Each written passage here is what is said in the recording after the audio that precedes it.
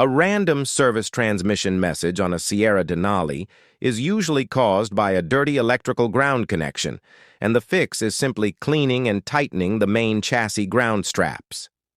This ghost problem happens when voltage drops across a corroded ground, causing the transmission control module to lose communication and trigger a false alarm. The transmission itself is mechanically fine. The vehicle's computers rely on a stable ground to send reference voltages. When a ground wire on the frame or engine block gets covered in rust, dirt, or road salt, the electrical resistance increases.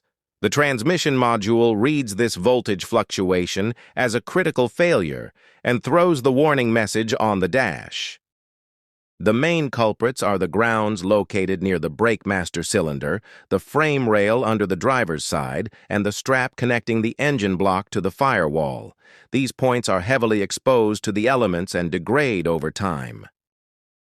Locate these ground points and unbolt the wires.